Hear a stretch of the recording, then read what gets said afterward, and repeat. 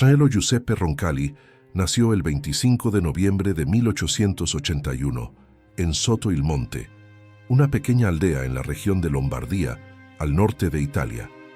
Era el cuarto de 13 hijos de una familia campesina humilde que vivía del trabajo de la tierra y del sudor cotidiano. Desde temprano el pequeño Angelo fue educado en la fe católica, rodeado por el ejemplo de padres profundamente piadosos y trabajadores. Su infancia estuvo marcada por la sencillez, la oración y el amor familiar. Las noches alrededor de la mesa, con el rosario recitado en voz baja y la mirada puesta en la imagen de la Virgen María, moldearon el corazón del niño que un día guiaría a la Iglesia Universal.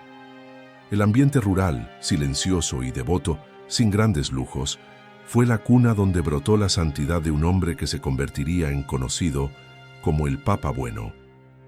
Desde pequeño, Angelo demostraba una serenidad poco común y una profunda capacidad para comprender a los demás. Incluso en medio de la pobreza, su alma parecía rebosar de alegría y esperanza. Le gustaba ayudar en las tareas de la granja y muchas veces se le veía rezando mientras cuidaba de los animales. Los vecinos lo describían como un niño amable, de voz dulce y mirada pura. Había en él una bondad natural, un tipo de inocencia que se convertiría en la marca de su vida adulta. Su madre, Mariana, decía que tenía un corazón que veía a Jesús en todos. Esa visión del mundo, ver a Cristo en cada persona, sería la base de la futura espiritualidad pastoral de Juan 23. La fe que Angelo respiraba en casa encontraba en la parroquia su alimento más sólido. El joven asistía a la misa todos los días, y el párroco pronto percibió su fervor e inteligencia. A los 11 años, ingresó en el seminario de Bérgamo con el apoyo de un tío que lo ayudó económicamente. Allí enfrentó las dificultades de la vida estudiantil, la añoranza de la familia y el peso de las responsabilidades, pero en todo veía una oportunidad de servir a Dios. Su devoción a la Eucaristía y a la Virgen María crecía cada día, y el deseo de consagrar su vida al sacerdocio se hacía cada vez más intenso. Era visible para todos que aquel joven campesino tenía una vocación especial. Durante los años de formación, Angelo desarrolló un profundo amor por los estudios teológicos y por la historia de la Iglesia. Leía con entusiasmo a los padres de la Iglesia, especialmente a San Agustín y a San Gregorio Magno, y quedaba encantado con el ideal de santidad de los santos pastores. Al mismo tiempo, aprendió que el verdadero sacerdote debía ser sencillo y cercano a la gente, un reflejo de la misericordia de Dios. Esa comprensión lo acompañaría hasta el pontificado. Su lema personal, obediencia y paz, comenzó a formarse en ese periodo, inspirado en la humildad de Cristo obediente al Padre hasta la cruz y en la paz interior que nace de la confianza en Dios. El joven seminarista también vivió tiempos de prueba. A finales del siglo XIX, Italia pasaba por grandes transformaciones políticas y culturales. El anticlericalismo crecía y la Iglesia era vista con desconfianza por sectores de la sociedad. Aún así, Angelo nunca perdió la serenidad ni el foco. Creía que el cristiano debía responder a las hostilidades con amor y no con odio. El bien vence al mal cuando es perseverante y manso, escribió en su diario.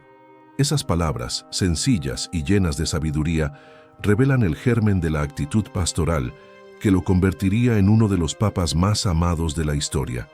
En 1904 fue ordenado sacerdote. La celebración tuvo lugar con emoción y piedad. La comunidad de Soto il Monte festejó con lágrimas de alegría al hijo que ahora era sacerdote de Cristo.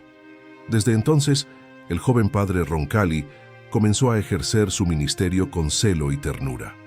Su primera misa fue celebrada con una sencillez conmovedora, y su sermón hablaba del amor de Dios que desciende a los corazones humildes.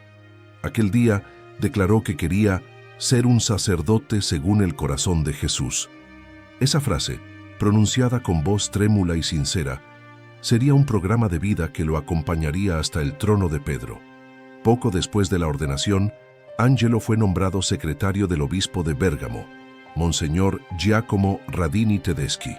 un hombre de gran cultura y sensibilidad social. Esa convivencia marcó profundamente al joven sacerdote. Al lado del obispo, conoció de cerca la realidad de los pobres, de los obreros y de las familias que sufrían por la injusticia y el desempleo. Aprendió que la Iglesia debía estar presente en el corazón del pueblo, defendiendo la dignidad humana y promoviendo la justicia. Radini Tedeschi se convirtió para él en un modelo de pastor moderno, sensible y comprometido con la caridad evangélica. El ejemplo del obispo moldeó el modo en que Roncalli vería la misión de la Iglesia, cercana, compasiva y abierta al diálogo. Con el tiempo, el padre Angelo pasó a impartir historia de la Iglesia en el seminario y a escribir artículos que mostraban su erudición y su amor por la tradición católica. Sin embargo, aun siendo un hombre culto, nunca perdió la sencillez. Era un sacerdote que sabía reír, contar historias y acoger a los fieles con una sonrisa. Tenía un don raro. Hacía que todos se sintieran amados.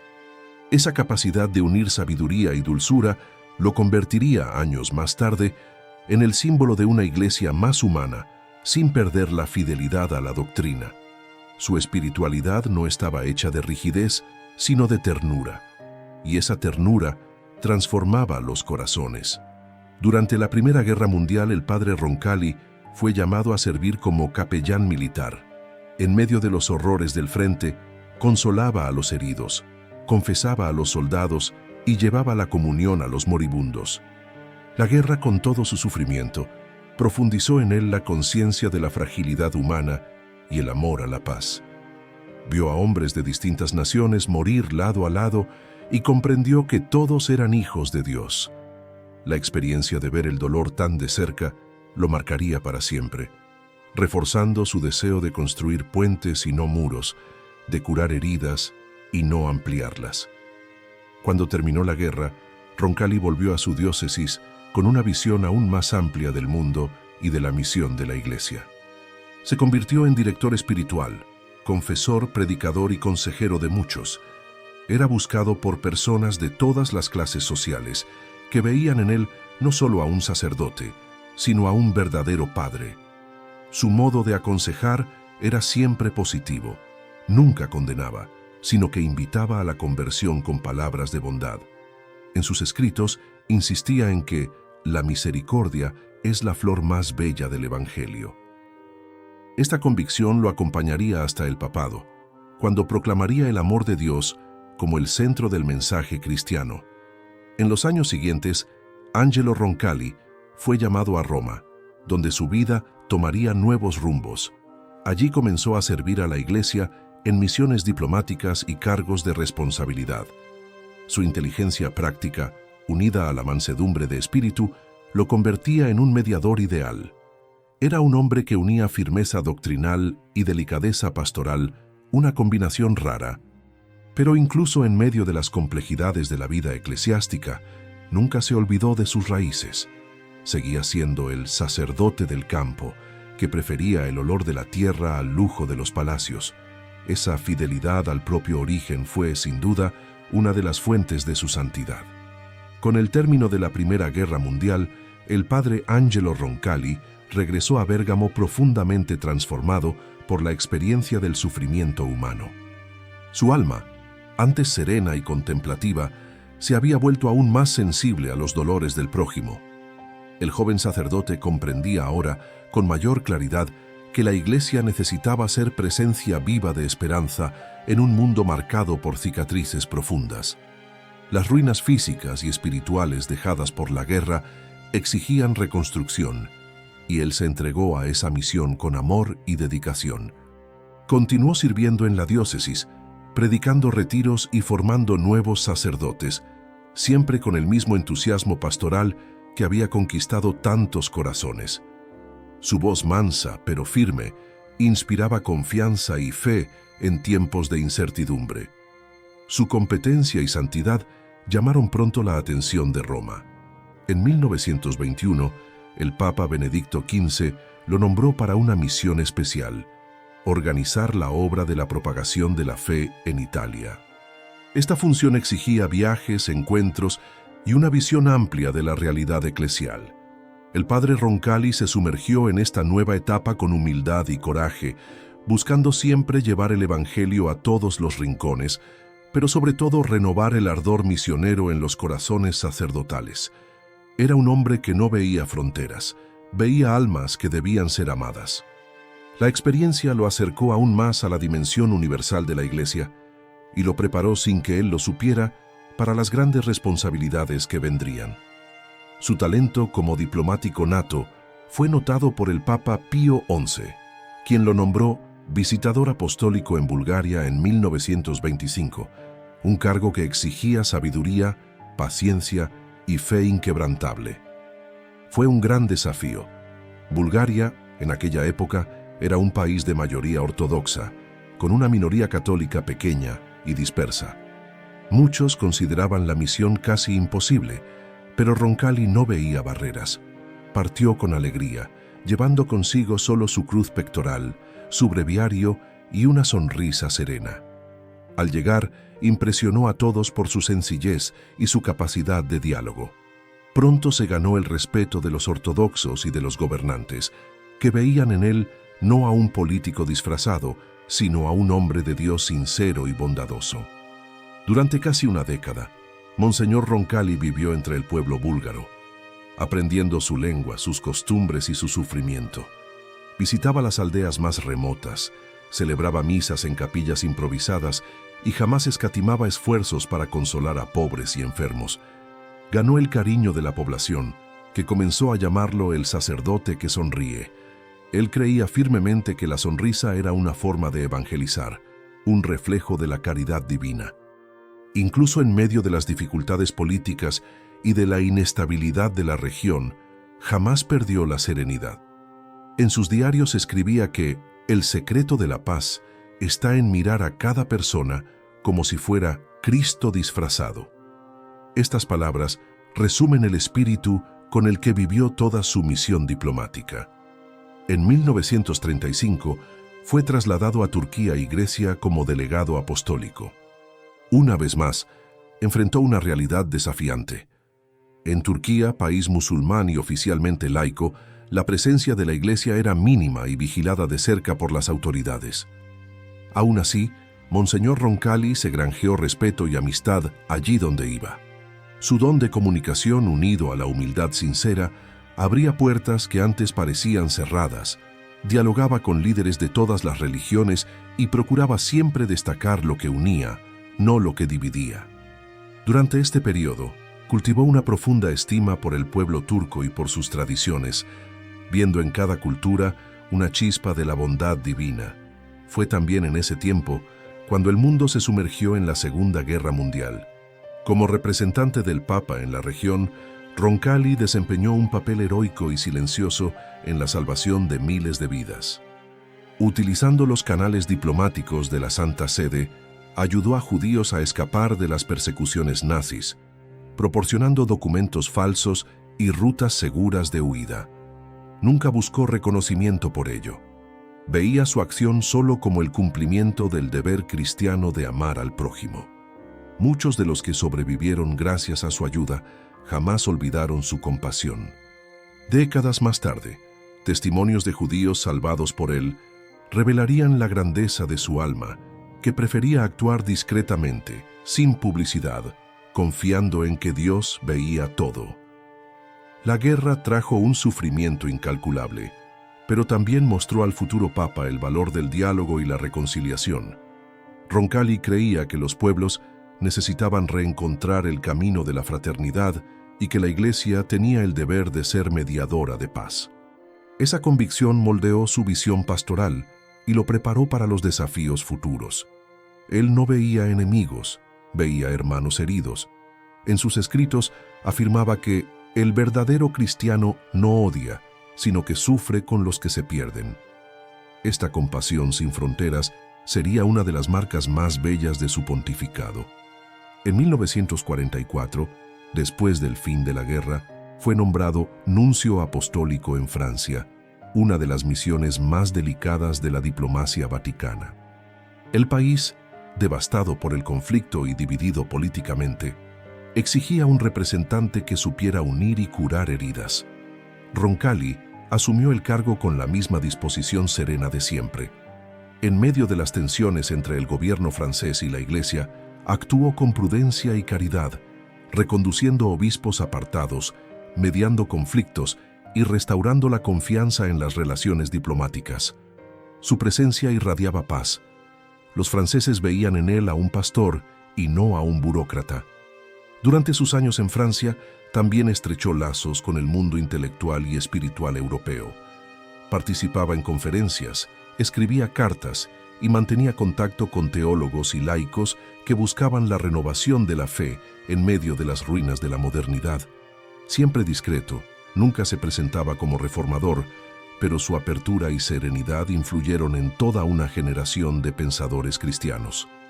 Veía claramente que la Iglesia necesitaba acercarse al mundo moderno sin traicionar el Evangelio, un equilibrio que se convertiría en el corazón del Concilio Vaticano II. En 1953, a los 71 años, Monseñor Angelo Roncalli fue nombrado patriarca de Venecia y creado cardenal por el Papa Pío XII. Para muchos parecía el colofón de una vida dedicada al servicio fiel y silencioso de la Iglesia. Él mismo creía que aquel sería su último ministerio. Al llegar a Venecia, fue recibido con entusiasmo popular. El nuevo patriarca era conocido por su sencillez y santidad. Se negó a usar los lujos que el cargo ofrecía, prefiriendo una vida modesta, con visitas constantes a parroquias, hospitales y prisiones.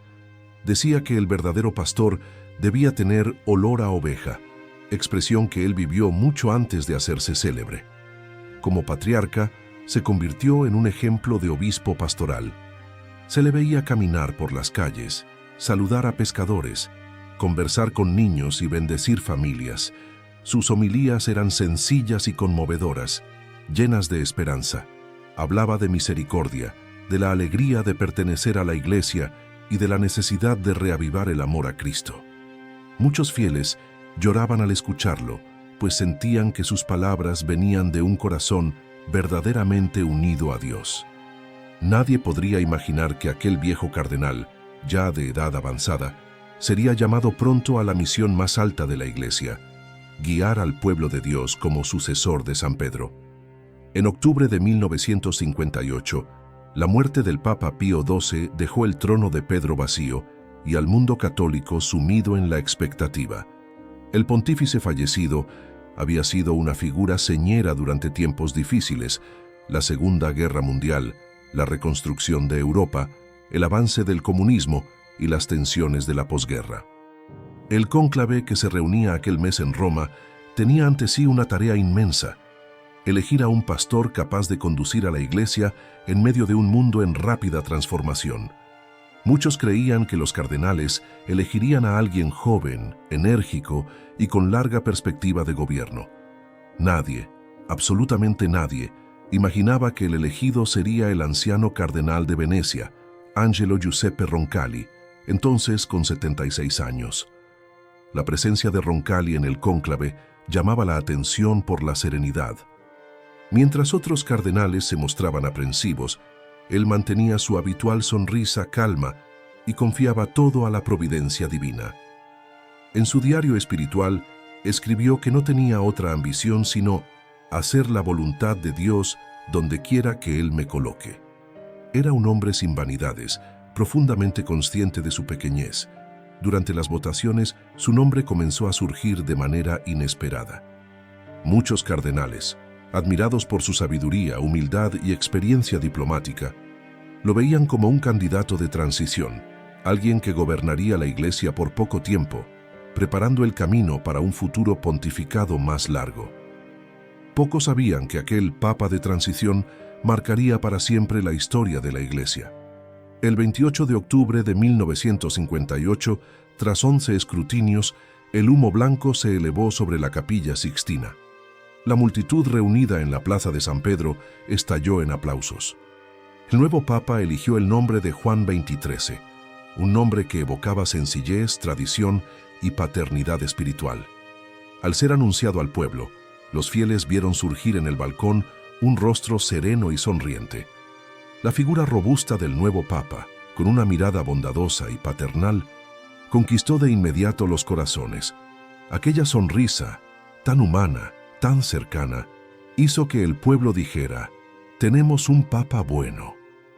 Desde ese instante, el mundo lo llamaría así, el Papa Bueno. La elección del nombre Juan no fue casual, lo hizo en homenaje a Juan el Bautista y a San Juan Evangelista, pero también a todos los papas y humildes sacerdotes que habían llevado ese nombre antes que él. Dijo en una ocasión que Juan es el nombre de la bondad, el nombre del amor que acoge y perdona. Con esta elección, quiso marcar el inicio de un pontificado centrado en la caridad, en la paz y en la aproximación entre los hombres.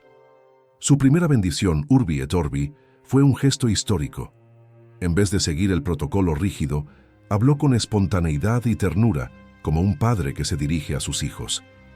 Sus palabras sencillas y afectuosas emocionaron al mundo. No hablaba de teorías, sino de amor y de fe viva. Los primeros días de su pontificado revelaron un estilo completamente diferente. Juan XXIII rechazó el formalismo excesivo de la corte papal. Quería ser un pastor accesible, un hombre que se acercara al pueblo. Visitaba hospitales, prisiones y parroquias sin previo aviso, sorprendiendo a los fieles con su presencia inesperada. En una de esas visitas, al hablar con presos de Roma, dijo con voz emocionada: «Ustedes no pueden venir hasta mí, así que yo he venido hasta ustedes». Estas palabras, pronunciadas con sencillez, conmovieron al mundo y mostraron que la Iglesia tenía ahora un pastor verdaderamente movido por la compasión. Los romanos, acostumbrados a la pompa y a la distancia de los papas anteriores, se encantaron con aquel anciano de rostro iluminado.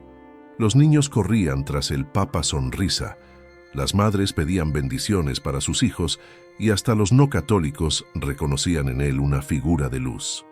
Su forma de gobernar no estaba marcada por la fuerza, sino por la bondad. Juan XXIII creía que la autoridad del Papa debía reflejar el amor de Cristo, no el poder humano. Por eso, su gobierno se convirtió rápidamente en un testimonio de misericordia y humildad. Su simpatía natural derribaba barreras y sus gestos hablaban más alto que cualquier documento. En el Vaticano, sin embargo, su manera de actuar causaba sorpresa.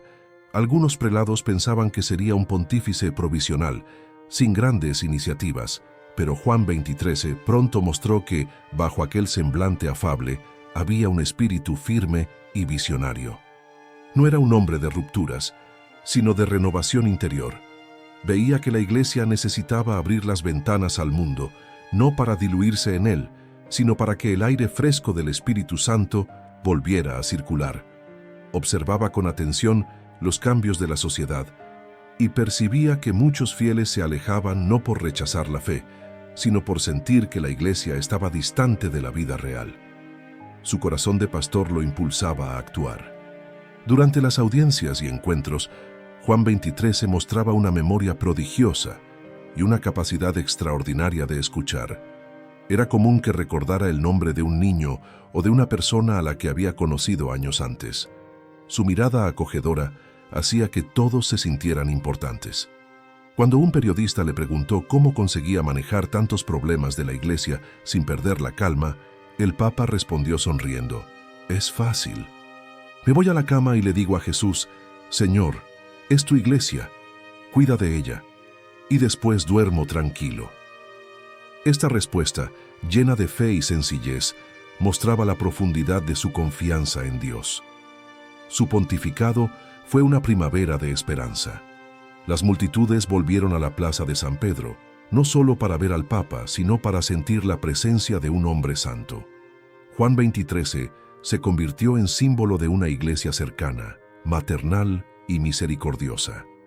En tiempos marcados por la Guerra Fría, cuando el mundo vivía bajo el miedo a la destrucción nuclear, él se erguía como mensajero de la paz.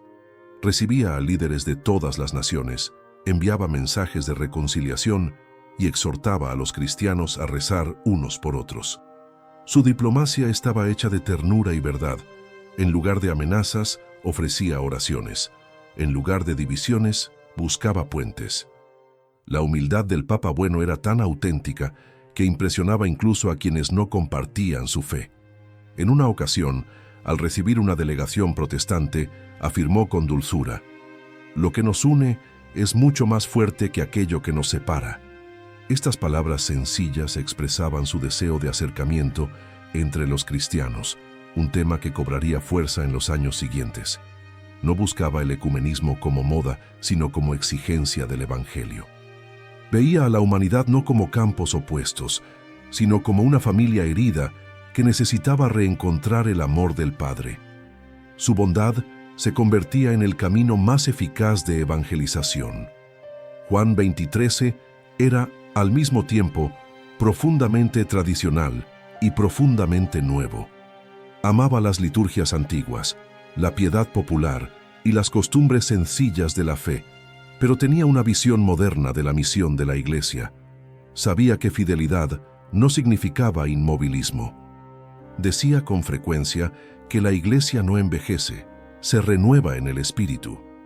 Su pontificado comenzaba a irradiar una fuerza de renovación espiritual que sorprendía incluso a los más escépticos. En su corazón ya maduraba una idea audaz, inspirada por la gracia divina, una convocatoria que cambiaría para siempre el rumbo de la Iglesia: el Concilio Vaticano II. Al inicio de su pontificado, Juan 23 parecía querer solo continuar la misión pastoral de la Iglesia con sencillez y paz. Sin embargo, dentro de su corazón maduraba un deseo silencioso y osado: convocar un concilio ecuménico. Era una idea que sorprendía incluso a los cardenales más experimentados, pues hacía casi un siglo que la Iglesia no realizaba un concilio. El último había sido el Vaticano I, interrumpido en 1870. El nuevo Papa, ya anciano y considerado transitorio, decidió abrir las puertas de la Iglesia a un diálogo profundo con el mundo moderno. Nadie esperaba una iniciativa de tal magnitud, pero Juan 23 veía en ella un impulso del Espíritu Santo que soplaba nuevamente sobre la barca de Pedro. La inspiración surgió, según sus propios relatos, en un momento de recogimiento. Una tarde de enero de 1959, al caminar por los jardines del Vaticano, el Papa sintió fuertemente en su alma la voz de Dios pidiéndole un gesto de renovación. Al día siguiente, comunicó la decisión a los cardenales reunidos en la Basílica de San Pablo extramuros. Dijo con desarmante sencillez que deseaba convocar un concilio para renovar el rostro de la Iglesia y promover la unidad de los cristianos. El anuncio fue recibido con una mezcla de sorpresa e incredulidad. Muchos pensaron que el Papa soñaba demasiado alto, pero él respondió con serenidad: «No es un sueño, es el soplo del Espíritu». Estas palabras resonaron como un llamado profético que reavivó la esperanza en el corazón del mundo católico. La preparación del Concilio Vaticano II exigió 3 años de intenso trabajo. Juan 23 acompañaba todo con atención paterna, sin imponer su voluntad, pero conduciendo con sabiduría y oración. Deseaba que el concilio no fuera una arena de disputas teológicas, sino un Pentecostés moderno, donde la Iglesia se dejara guiar por el Espíritu de Dios. Su intención no era cambiar la doctrina, que permanecía intocable, sino actualizar la forma en que la Iglesia comunicaba la verdad eterna. Llamaba a esto aggiornamento, es decir, ponerse al día, abrir las ventanas para dejar que el Espíritu Santo soplara. La Iglesia, decía, no debía tener miedo del mundo, sino amarlo e iluminarlo con la luz de Cristo. El Papa Bueno acompañaba cada comisión preparatoria con paciencia de padre. Leía documentos, escribía observaciones e insistía en que todo se hiciera con caridad. En sus palabras, el verdadero objetivo del concilio era hacer resplandecer el rostro de Cristo en el mundo contemporáneo. Su optimismo espiritual contagiaba a todos, incluso ante resistencias y críticas, mantenía la sonrisa y la confianza. En una ocasión, cuando un cardenal le dijo que el concilio podría causar confusión, respondió: «Tal vez, pero el Espíritu Santo sabe lo que hace. Él es quien guía a la Iglesia, no nosotros». Esa humildad ante Dios era el secreto de su paz interior y de la fuerza con que conducía una misión tan grandiosa. El 11 de octubre de 1962, la Plaza de San Pedro se llenó de fieles venidos de todas partes del mundo. La larga procesión de obispos y cardenales, revestidos con sus ornamentos blancos, avanzaba lentamente bajo el sol romano, entrando en la basílica para la solemne apertura del Concilio Vaticano II. Juan XXIII, en su silla gestatoria, observaba a la multitud con los ojos humedecidos. La emoción era visible. En aquel momento sabía que algo histórico estaba ocurriendo. No era solo una reunión de prelados, sino un nuevo Pentecostés. Al abrir oficialmente el concilio, el Papa pronunció un discurso que quedaría para siempre en la historia. Pidió que la Iglesia prefiriera la medicina de la misericordia a la de la severidad, y que no condenara al mundo, sino que lo iluminara con amor. Estas palabras, llenas de ternura y coraje, sintetizaban toda su visión pastoral. Juan XXIII quería una iglesia materna, cercana, abierta a los que sufren y fiel a la verdad. No buscaba agradar al mundo, sino mostrarle el rostro misericordioso de Cristo. Decía que la iglesia no está aquí para ser juez, sino madre. Esta perspectiva profundamente evangélica tocó el corazón de millones de fieles y abrió el camino para una nueva relación entre la iglesia y la humanidad. El Papa veía el mundo no como enemigo, sino como campo de misión. Para él, el tiempo presente, con todos sus desafíos, era también tiempo de gracia. El concilio fue un momento de efervescencia espiritual. Obispos de todos los continentes, teólogos renombrados y observadores de otras confesiones cristianas se reunieron en Roma para reflexionar sobre los caminos de la Iglesia. Juan XXIII no impuso ideas, escuchaba a todos y rezaba incesantemente para que la voluntad de Dios prevaleciera. Durante las sesiones, acompañaba los debates con interés y, por la noche, visitaba las salas de trabajo de los padres conciliares, ofreciendo palabras de aliento. Su presencia irradiaba serenidad y paternidad. Muchos participantes testimoniaron que el Papa parecía una luz en medio de las discusiones, recordando constantemente que el verdadero protagonista era el Espíritu Santo. Mientras el concilio se desarrollaba, el mundo vivía días de tensión. La Guerra Fría alcanzaba su apogeo, y el miedo a un conflicto nuclear planeaba sobre la humanidad. En 1962, la crisis de los misiles en Cuba colocó a Estados Unidos y a la Unión Soviética al borde de una guerra devastadora. En ese contexto, Juan XXIII mostró nuevamente su grandeza de alma. Con un gesto audaz, envió un mensaje público a los líderes de las dos potencias, pidiendo diálogo, moderación y paz. Sus palabras, transmitidas por los medios de comunicación, tocaron profundamente los corazones. Pocos días después, el enfrentamiento fue evitado. El mundo reconoció en aquel Papa no solo a un jefe religioso, sino a un verdadero embajador de la paz. El mismo espíritu inspiró su encíclica más famosa, Pacem in Terris, publicada en abril de 1963. En ese documento histórico, Juan XXIII se dirigía a todos los hombres de buena voluntad, y no solo a los católicos. Hablaba de dignidad humana, derechos fundamentales, justicia social y convivencia pacífica entre las naciones. Su tono era de esperanza y fe en el hombre, creado a imagen de Dios. La paz en la tierra solo se construye sobre la verdad, la justicia, el amor y la libertad, escribió. Esta encíclica marcó profundamente la doctrina social de la Iglesia y sigue siendo una de las expresiones más bellas del pensamiento cristiano sobre la paz. Pero mientras el concilio avanzaba y sus palabras resonaban por el mundo, el cuerpo del Papa comenzaba a flaquear. Juan XXIII sufría en silencio un cáncer de estómago, diagnosticado a finales de 1962. Aún debilitado, nunca dejó traslucir el dolor. Continuaba sonriendo, trabajando y recibiendo visitantes. Cuando le preguntaban por su salud, respondía con serenidad: «Mi tiempo pertenece a Dios». Sabía que su misión llegaba a su fin, pero también sabía que había cumplido lo que el Señor le había pedido: abrir las puertas de la Iglesia al futuro. El Concilio Vaticano II era el gran regalo de su pontificado a la humanidad. En la noche del 11 de octubre de 1962, después de la ceremonia de apertura del concilio, Juan XXIII apareció en la ventana del Palacio Apostólico y dirigió al pueblo un discurso improvisado, conocido hasta hoy como el Discurso de la Luna. Con voz mansa y emocionada dijo: «Al volver a casa encuentren a sus hijos, denles un beso y digan, este es el beso del Papa». Esas palabras sencillas, cargadas de ternura paternal, quedaron grabadas en la memoria del pueblo. Expresaban todo lo que él era: un pastor que amaba, un padre que cuidaba, un hombre que veía a Dios en las cosas pequeñas.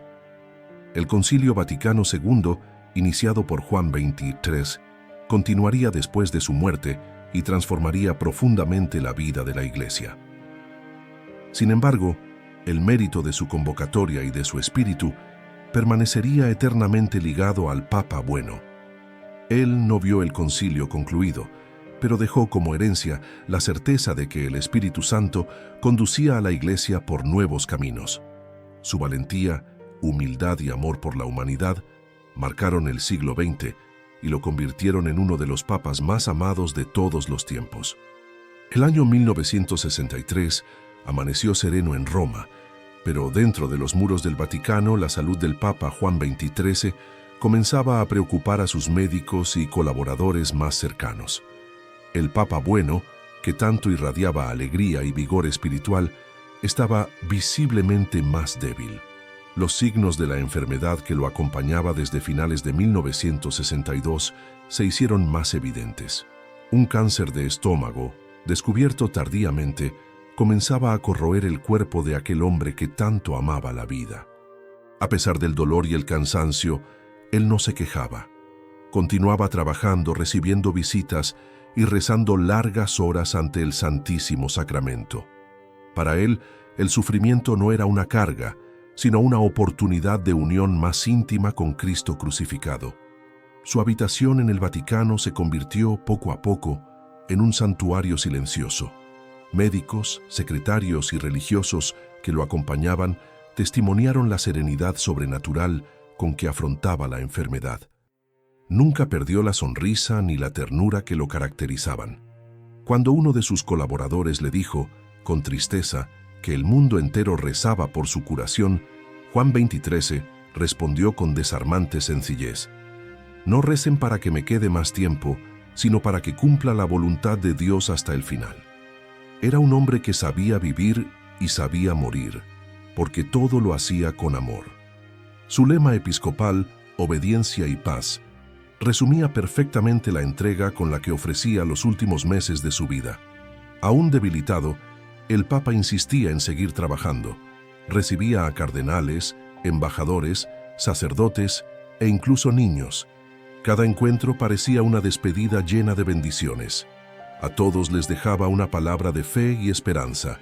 En una ocasión, al recibir a un grupo de seminaristas, les dijo con voz suave: «Sean hombres de oración y de alegría. El mundo necesita sacerdotes que irradien la bondad de Dios». Estos momentos de ternura y sencillez mostraban que, incluso ante la muerte, permanecía fiel a su misión: consolar, enseñar y amar. Su presencia irradiaba paz. Incluso quienes entraban en su habitación con lágrimas salían con el corazón aliviado. Durante la Cuaresma de 1963, Juan XXIII celebró con profunda emoción las liturgias de la Semana Santa. Ya estaba muy débil, pero insistía en participar en todas las ceremonias posibles. El Viernes Santo, mientras contemplaba el crucifijo, murmuró: «Mi Señor, qué dulce es sufrir contigo». Estas palabras, pronunciadas con humildad, revelan el grado de santidad que había alcanzado. No veía el dolor como castigo, sino como camino de purificación. En sus diarios espirituales, continuaba escribiendo breves reflexiones sobre la bondad de Dios y el valor redentor del sufrimiento. Era evidente que su alma se encontraba en profunda unión con el Salvador. En abril de ese mismo año, el Papa sorprendió al mundo al publicar su última gran encíclica, Pacem in Terris, la paz en la tierra. Ya gravemente enfermo, dictó párrafos enteros desde su cama. El texto es un verdadero testamento espiritual, Habla de la paz entre las naciones, de la justicia social y de la dignidad de toda persona humana. Dirigida a todos los hombres de buena voluntad, la encíclica rompió barreras y alcanzó incluso a líderes políticos no católicos. Era la voz de un pastor universal que, incluso al borde de la muerte, pensaba en el futuro de la humanidad. Muchos la consideran su carta de despedida al mundo, escrita no con tinta, sino con lágrimas y amor. Con el paso de las semanas, su salud declinaba rápidamente. En mayo los dolores se intensificaron y ya no podía levantarse con facilidad. Aún así, mantenía el buen humor que lo había hecho tan querido. Cuando los médicos le pidieron que descansara más, respondió con una sonrisa: «Tendré mucho tiempo para descansar cuando el Señor me llame». Esa sencillez con la que hablaba de la muerte tocaba profundamente a todos a su alrededor. No había miedo, solo entrega y confianza. Solía repetir: «La vida es una preparación para el encuentro con Dios. Lo importante es llegar a Él con el corazón puro y lleno de amor». A finales de ese mes, la noticia de que el Papa estaba gravemente enfermo se difundió por el mundo. Millones de fieles comenzaron a rezar incesantemente por él. Las iglesias se llenaban de fieles rezando el rosario y hasta líderes de otras religiones enviaron mensajes de solidaridad. Era como si toda la humanidad se uniera en torno a aquel hombre que se había convertido en símbolo de bondad. Juan XXIII acompañaba esas manifestaciones con humildad. Dijo a su secretario particular: «Mire, monseñor, rezan tanto por mí, y yo solo hice lo que debía: amar». Estas palabras sencillas, pero profundas, expresaban el secreto de su vida y de su santidad: amar siempre, hasta el final. En la noche del 2 de junio de 1963, el Papa sintió que su hora se acercaba. Pidió que leyeran el Evangelio de San Juan, el mismo pasaje que habla de la última cena. Habiendo amado a los suyos que estaban en el mundo, los amó hasta el extremo. Mientras escuchaba esas palabras, sonrió y murmuró: «Así quiero partir yo». A sus colaboradores dejó un último pedido: conserven la paz, ámense los unos a los otros y continúen el concilio. Poco después, recibió los últimos sacramentos con devoción y cerró los ojos por última vez, entregando su alma al Creador. Eran las 19:49 del 3 de junio de 1963, solemnidad de Pentecostés. El Espíritu Santo, que había guiado toda su vida, lo conducía ahora a la eternidad. La noticia de su muerte se propagó rápidamente y el mundo entero se sumió en luto. Aquella noche, miles de personas se reunieron en la plaza de San Pedro, en silencio y oración. Católicos, protestantes, judíos e incluso musulmanes encendieron velas en su memoria. El Papa bueno había partido, pero dejaba una marca indeleble en la historia de la Iglesia y de la humanidad. Un periódico italiano escribió al día siguiente: «El Papa que amó al mundo como un padre ha muerto, y el mundo llora como un hijo». Esa frase sencilla expresaba el sentimiento universal de pérdida y gratitud que se extendió por todas partes. Su cuerpo fue expuesto en la Basílica de San Pedro y una multitud inmensa desfiló delante del ataúd entre lágrimas. Muchos testimoniaron señales de gracia y conversión durante esas horas. Un diplomático extranjero al verlo dijo: «Ese rostro tiene la paz de los santos». Y de hecho, incluso en la muerte, Juan XXIII irradiaba serenidad. Era como si su sonrisa siguiera diciendo al mundo: «No tengan miedo, Dios es bueno». Su muerte no fue un final, sino la coronación de una vida entregada a la caridad. El Papa que abrió las ventanas de la Iglesia partía ahora para contemplar cara a cara el sol de la eternidad. Pocos años después, el pueblo comenzó espontáneamente a llamarlo San Juan, incluso antes del reconocimiento oficial de la Iglesia. Su testimonio de bondad y humildad había tocado a millones de almas. El proceso de beatificación se inició en 1965, durante el pontificado de Pablo VI, su sucesor y amigo. Décadas más tarde, en el año 2000, el Papa Juan Pablo II lo beatificó solemnemente. y en 2014 el Papa Francisco lo canonizó, proclamándolo San Juan XXIII, el Papa de la bondad y de la paz. Su memoria continúa viva, no solo en los libros de historia, sino en el corazón de los fieles que lo aman e invocan su intercesión como el pastor que llevó la ternura de Cristo al mundo moderno. Tras la muerte de Juan XXIII, el mundo católico no guardó silencio solo por luto, sino también por admiración. Era como si la humanidad entera hubiera sido testigo del paso de un santo. En los días que siguieron a su partida, periódicos y radios de todas las naciones hablaron de un hombre que, en apenas 5 años de pontificado, había cambiado el rostro de la Iglesia y renovado la esperanza del mundo. Ningún otro papa, en tan poco tiempo, había dejado una huella tan profunda. Su sonrisa paternal, sus palabras sencillas y su valentía para abrir las ventanas de la Iglesia resonaban en las mentes y corazones de los fieles. Parecía que, con su muerte, el Espíritu Santo dejaba sobre la tierra una llama encendida, la llama del Concilio Vaticano II, que él mismo había iniciado y que ahora correspondería a la Iglesia llevar adelante. El nuevo Papa, Pablo VI, heredero espiritual de Juan XXIII, comprendió con claridad que su misión era continuar el concilio con fidelidad al espíritu del Papa bueno. En las sesiones siguientes, los padres conciliares evocaban constantemente el recuerdo de Juan XXIII. Muchos decían que sentían su presencia invisible guiando las discusiones, inspirando la caridad y el discernimiento. Era como si el propio Juan, ahora en la gloria celestial, intercediera por el éxito del concilio. Él había plantado la semilla, y la Iglesia, bajo el impulso del Espíritu Santo, veía ahora esa semilla florecer en un nuevo tiempo de gracia. La imagen del Papa sonriente, mirando a los obispos en la apertura del concilio, se había convertido en símbolo de confianza y esperanza en medio de los cambios del mundo moderno. El Concilio Vaticano II, nacido de su inspiración, fue uno de los acontecimientos más grandiosos de la historia de la Iglesia. Al convocarlo, Juan XXIII no buscaba alterar el depósito de la fe, sino hacer que la verdad eterna del Evangelio resplandeciera con nueva fuerza. Su deseo era que la Iglesia, sin abandonar sus raíces, se acercara a los hombres y mujeres de su tiempo, hablándoles con un lenguaje de amor y misericordia. Así, el concilio se convirtió en un puente entre la tradición y la modernidad, reafirmando la doctrina de siempre, pero con un nuevo ardor misionero.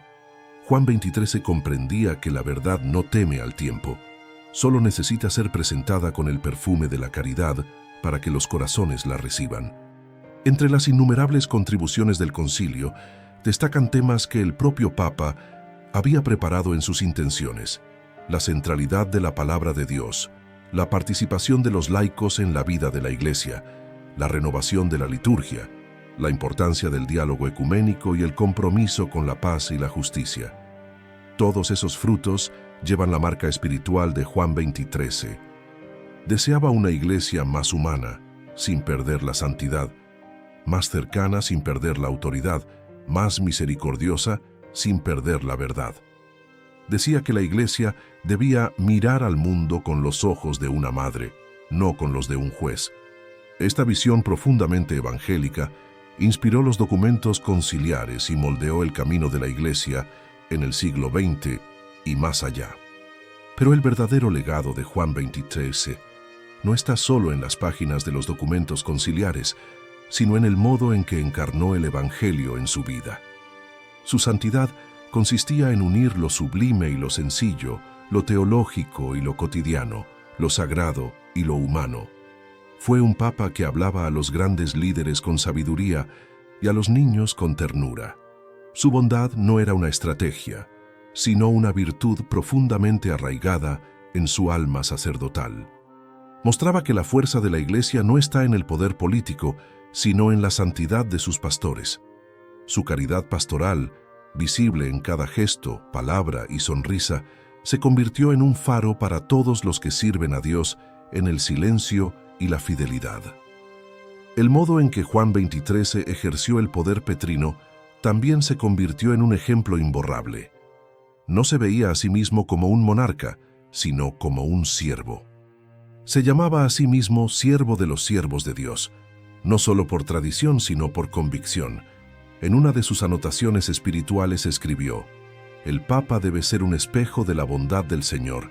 Quien lo mire debe sentir el deseo de amar más a Cristo». Esta visión humilde y cristocéntrica del papado influyó en todos los pontífices que vinieron después de él. Juan Pablo I, Juan Pablo II, Benedicto XVI y Francisco, todos, en mayor o menor medida, bebieron de esa fuente de ternura y fidelidad que Juan XXIII dejó abierta para la Iglesia de nuestro tiempo. Su legado espiritual traspasó fronteras y religiones. Líderes de distintos credos reconocieron en él a un hombre verdaderamente de Dios. Rabinos, pastores protestantes, líderes ortodoxos e incluso musulmanes rindieron homenajes sinceros al Papa de la Paz. El ecumenismo, que hasta entonces parecía un sueño distante, cobró un nuevo impulso con su ejemplo. No solo hablaba de unidad, sino que vivía como quien ya habita ese amor universal que trasciende barreras. Decía que todos los que buscan la verdad están más cerca de Dios de lo que imaginan. Con esa frase sencilla, mostraba que la caridad es el lenguaje que el Espíritu Santo entiende mejor. A lo largo de las décadas, el ejemplo de Juan XXIII continuó inspirando a millones de fieles y sacerdotes. En el año 2000, cuando fue beatificado por Juan Pablo II, una multitud se reunió en la plaza de San Pedro y el pueblo aplaudía como quien saluda a un viejo amigo.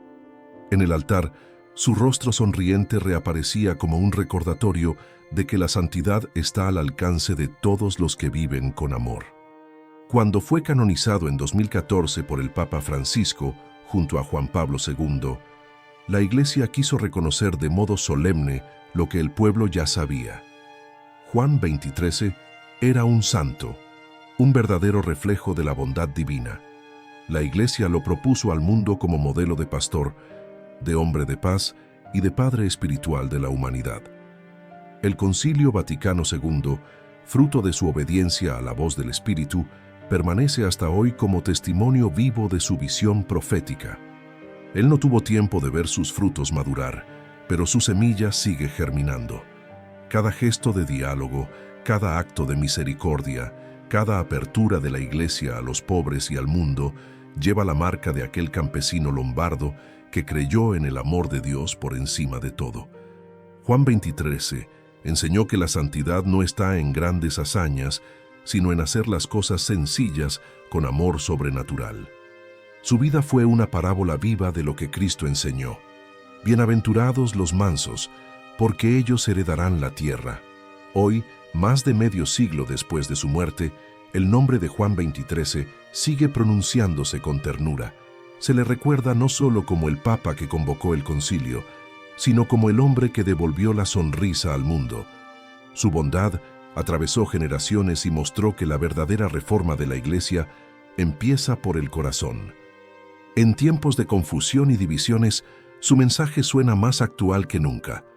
La Iglesia necesita ser signo de misericordia, de esperanza y de paz. Nada de miedo, nada de odio, solo amor, decía él. Y esa frase resume toda su espiritualidad, toda su herencia, todo su testimonio. La espiritualidad de San Juan XXIII no se construyó en palacios ni en grandes decisiones de gobierno, sino en el silencio de la oración y en la fidelidad al deber cotidiano. Desde su juventud en el seminario hasta el trono de Pedro, mantuvo el corazón sencillo y profundamente unido a Dios. Todo lo que hacía nacía de la oración. El breviario era su compañero inseparable, el rosario, su arma diaria, y la Eucaristía, el centro de su existencia. Decía que un sacerdote sin oración es como un soldado sin armas. Para él, la oración no era solo una práctica, sino una respiración del alma, el espacio donde su mente encontraba paz y donde su corazón se dejaba moldear por la voluntad divina. Era allí, ante Jesús Eucarístico, donde el Papa Bueno encontraba la fuerza para amar a todo el mundo. Su amor por Cristo era profundo, personal y constante. Juan XXIII vivía el Evangelio no como un texto antiguo, sino como una presencia viva. Solía repetir: Jesús está aquí, Jesús me ve, Jesús me ama.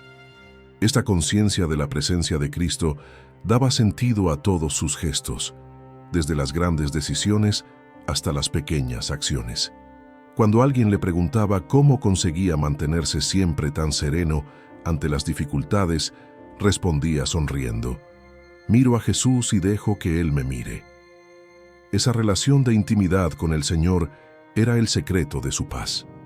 Creía que la santidad no está en hacer cosas extraordinarias, sino en vivir las cosas sencillas con amor extraordinario. Otro pilar de su espiritualidad era la profunda devoción a la Virgen María. Desde niño, en su aldea natal de Soto il Monte, aprendió de su madre a rezar el rosario todos los días. A lo largo de su vida, mantuvo esa devoción con ternura filial. Llamaba a María la Madre de la Dulzura y le confiaba todas sus preocupaciones. Muchas de sus decisiones importantes fueron precedidas por horas de oración mariana. Decía que la Santísima Virgen era la estrella que lo guiaba en los mares de la vida. En el Vaticano, antes de dormir, hacía siempre la oración a Nuestra Señora, pidiendo protección para el mundo entero. Una vez confidenció: cuando miro a María, entiendo lo que Dios quiso decir cuando creó la palabra madre. Su piedad mariana era sencilla, pero profundamente teológica. Veía en María el modelo perfecto de la Iglesia, humilde, obediente y llena de gracia. Juan 23 también nutría un amor ardiente por la Iglesia, a la que llamaba cariñosamente Nuestra Madre. Para él, la Iglesia era más que una institución. Era el cuerpo vivo de Cristo, donde cada bautizado tiene un lugar. Sufría cuando veía divisiones e incomprensiones y ofrecía sus dolores en reparación por las flaquezas humanas dentro de ella. En una de sus anotaciones espirituales escribió: amo a la Iglesia como amo a Jesús, porque es en Él donde ella vive. Amo a los pecadores que están en ella, porque Jesús los ama. Esa mirada compasiva y realista lo convertía en un pastor profundamente humano, capaz de comprender las miserias sin apartarse de la verdad. Sabía que la Iglesia es santa por su origen divino, pero también herida por los pecados de sus hijos, y por eso necesitaba siempre misericordia. Su modo de vivir la humildad impresionaba incluso a quienes no compartían su fe. A pesar de ocupar el cargo más alto de la Iglesia, Juan 23 nunca se veía como superior a nadie. Solía decir que la mayor dignidad es servir. Rechazaba los excesos de protocolo y trataba a todos con la misma ternura, fuera un cardenal o un simple jardinero del Vaticano. Una vez, al ser reprendido por un funcionario por haber quebrantado el protocolo, al saludar a un guardia suizo, respondió con humor: si San Pedro estuviera en la puerta, también lo habría saludado. Esa ligereza espiritual, nacida de la humildad, lo hacía cercano y verdadero. Vivía como quien ya había comprendido que el poder solo tiene sentido cuando se transforma en amor. La espiritualidad del Papa Bueno también se caracterizaba por una profunda alegría interior. Esa alegría no venía de las circunstancias externas, sino de la certeza de estar en las manos de Dios. Era común verlo reírse de sí mismo y encarar las dificultades con serenidad. Una vez, al ser informado de un grave problema administrativo, respondió sonriendo: el mundo no se va a acabar hoy, y si se acaba, estaremos en las manos de Dios. Esa confianza inquebrantable lo hacía libre del miedo. En sus escritos dejaba claro que la alegría es una forma de santidad. Los santos tristes son tristes santos. Para él, el cristiano auténtico debe irradiar la paz y la alegría que vienen del Espíritu Santo, incluso en medio de las tribulaciones. Otro aspecto esencial de su espiritualidad era el amor al prójimo, vivido de modo concreto. Juan 23 veía en cada persona la imagen de Dios. Decía que nadie es tan pobre que no pueda dar amor, ni tan rico que no lo necesite. Esa visión lo llevaba a actuar con una bondad contagiosa. Visitaba hospitales, abrazaba a los enfermos, escuchaba con paciencia a los que sufrían. En una de sus visitas a un hospital romano, tomó la mano de un joven moribundo y le dijo: Ánimo, hijo mío. Tú irás antes que yo al encuentro del Señor. Reza por mí cuando lo veas. El muchacho lloró y el Papa lo bendijo. Ese gesto, sencillo y espontáneo, resume toda su vida. Estar con los que sufren, llevar consuelo y transformar el dolor en esperanza. Su amor por los pobres también era notable. Desde sus tiempos de sacerdote hasta el papado, Juan XXIII vivió con desapego. Decía que el lujo aleja el alma de la sencillez evangélica. En el Vaticano redujo gastos, prescindió de formalidades y destinó sumas significativas a obras de caridad. Durante el invierno, enviaba discretamente dinero a familias necesitadas de Roma, sin que supieran quién había ayudado. Cuando el asunto salió a la luz, respondió simplemente: «Es Jesús quien ayuda, yo solo entrego». Su generosidad silenciosa mostraba que la verdadera caridad no busca aplausos, sino solo la sonrisa de Dios. Juan XXIII tenía también una visión muy espiritual del tiempo y de la providencia. No se dejaba dominar por la ansiedad ni por las prisas. Decía que Dios tiene su ritmo y quien reza aprende a esperar. Esa paciencia ante los designios divinos lo ayudaba a tomar decisiones sabias y a soportar con paz las críticas. Enseñaba que el cristiano debe vivir el presente con amor, el pasado con gratitud y el futuro con confianza. Ese equilibrio interior lo convertía en un hombre completo, siempre guiado por la fe y nunca por la agitación del mundo. Su vida interior estaba tan ordenada que muchos que convivían con él decían sentir en su presencia algo del propio Cristo. Por último, la espiritualidad de San Juan XXIII estaba marcada por la confianza ilimitada en la misericordia divina. Creía que el mayor atributo de Dios es el perdón. La misericordia es el nombre del amor en acción, solía decir. Por eso, su predicación insistía más en la esperanza que en el miedo, más en la luz que en la condena. Quería que cada persona que lo escuchara saliera sintiéndose amada por Dios. Su mirada compasiva, su sonrisa sincera y sus palabras sencillas se convirtieron en reflejos vivos de la bondad divina. Cuando hablaba del cielo, decía que sería un descubrimiento eterno del amor de Dios.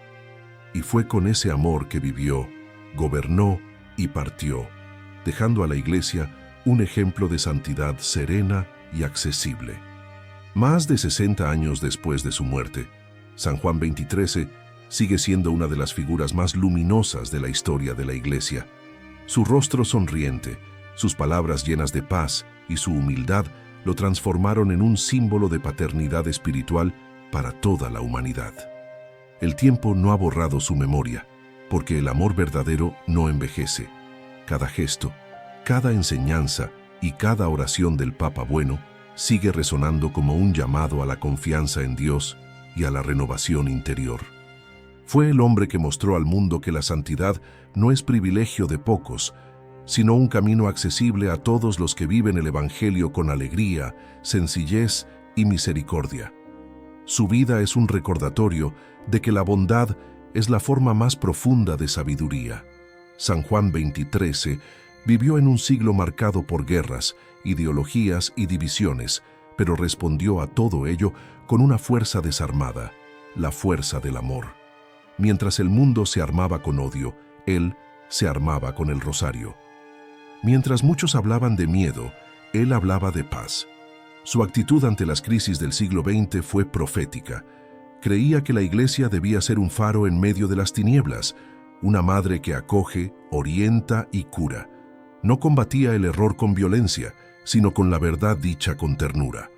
Su voz no era de condena, sino de invitación. Esta forma de evangelizar, tan fiel al corazón de Cristo, es quizá el secreto de su perenne actualidad. Nos recuerda que el verdadero poder del cristiano es el poder del amor. En tiempos de indiferencia y desaliento, Juan XXIII permanece como ejemplo de serenidad y esperanza. Enseña que el camino de la paz comienza dentro del corazón. Su famosa oración diaria, conocida como el Decálogo de la Serenidad, es un resumen de su sabiduría espiritual y humana. Solo por hoy, procuraré vivir el día sin querer resolver el problema de toda mi vida. Solo por hoy seré feliz, con la certeza de que he sido creado para la alegría, no para el sufrimiento. Solo por hoy creeré firmemente que la providencia divina cuida de mí como si no existiera nadie más en el mundo. Estas palabras, sencillas y profundas, siguen inspirando a miles de personas que buscan vivir la fe con ligereza y confianza. San Juan 20:13 es también un modelo para todos los que ejercen autoridad, dentro o fuera de la iglesia. Mostró que gobernar es servir y que el verdadero líder es aquel que guía con amor y no con miedo. Su firmeza nunca fue autoritaria, sino paterna. Incluso en las decisiones más difíciles, procuraba siempre la voz de Dios antes de actuar. Decía que el corazón del pastor debe ser lo suficientemente grande como para que quepa el mundo entero. Esta visión pastoral sigue siendo un ejemplo para obispos, sacerdotes y laicos que desean servir sin perderse en el poder. Juan 20:13 enseña que la autoridad cristiana se mide por el grado de caridad y no por la cantidad de aplausos. El Papa de la Bondad permanece actual también por su mirada sobre el mundo moderno. Veía en la ciencia, la política y la cultura no enemigos, sino campos donde el Evangelio podía fructificar. Decía que el cristiano no debe huir del mundo, sino santificarlo. Esta visión lo llevó a dialogar con todos, sin renunciar a la verdad. Sabía que el amor abre puertas que la rigidez jamás abriría. Su disposición al diálogo no era concesión, sino evangelización auténtica. En su alma había una convicción firme. Nada de lo humano es ajeno a Cristo. Por eso, Juan 20:13 conseguía acercar corazones y reconciliar pueblos. Era un embajador de la paz, porque veía en cada persona a un hermano al que amar. Hoy, en un tiempo en que el mundo parece nuevamente dividido, la figura de San Juan 20:13 resurge como un faro de equilibrio y esperanza. Su mensaje de paz, humildad y misericordia es más necesario que nunca. Nos invita a mirar al otro con compasión, a servir sin buscar recompensas y a vivir con fe incluso en las tormentas. Su espiritualidad enseña que la verdadera revolución es la de la bondad, que transforma sin herir, que vence sin humillar. La santidad de Juan 20:13 es una santidad que sonríe y quizá por eso conquistó incluso los corazones más distantes. Demostró que la alegría cristiana es, por sí sola, una forma de evangelización. En la liturgia de la Iglesia celebramos a San Juan 20:13 el 11 de octubre, fecha que marca la apertura del Concilio Vaticano II. Es un recuerdo providencial, la santidad de aquel hombre sencillo y el soplo del Espíritu Santo que él permitió que pasara por la Iglesia son dos rostros de la misma gracia. Fue el Papa que supo escuchar al Espíritu y responder con valentía y ternura. Por eso, su figura trasciende el tiempo, sigue hablando a la Iglesia de hoy, llamándola a redescubrir su alma maternal y misionera. Su vida es una invitación a la confianza en Dios, a la humildad del corazón y a la alegría de servir. El pueblo cristiano lo recuerda no solo como el Papa que abrió el concilio, sino como el Padre que abrió los brazos al mundo. En un tiempo de arrogancia y ruido, su voz mansa aún resuena. Hagamos simplemente el bien y dejemos el resto en las manos de Dios. Esta frase resume su teología, su visión pastoral y su modo de vivir el Evangelio. Juan 23 creía que la Iglesia solo sería verdaderamente fuerte cuando fuese profundamente buena, y que el cristiano solo sería plenamente fiel cuando fuese misericordioso. Por eso, su santidad no brilla con el esplendor de milagros espectaculares, sino con la luz suave de la bondad cotidiana, aquella que refleja el propio rostro de Cristo. Al mirar su vida, entendemos por qué fue llamado el Papa Bueno, porque su bondad era el reflejo del amor de Dios, y quien lo veía sentía deseos de ser mejor. Su herencia espiritual es una invitación para que cada cristiano abra el corazón al Espíritu Santo y se deje transformar. San Juan 23 nos enseña que la santidad no es privilegio de ángeles, sino vocación de hombres y mujeres comunes que confían en la gracia. Nos muestra que el Evangelio sigue siendo el mapa seguro para la felicidad y que la fe, cuando se vive con sencillez, es la mayor fuerza del mundo. Y así, el campesino lombardo que se convirtió en papa y luego en santo permanece, hasta hoy, como testimonio de que Dios elige a los humildes para confundir a los fuertes. Su vida fue una canción de paz, su muerte, un himno de esperanza, y su memoria, un faro para la humanidad. Que su intercesión siga inspirando a la Iglesia y a cada uno de nosotros a vivir con la misma dulzura y valentía con que Él vivió. Que San Juan XXIII, el Papa de la bondad y de la paz, ruegue por nosotros, para que aprendamos con Él a amar al mundo con el corazón de Cristo.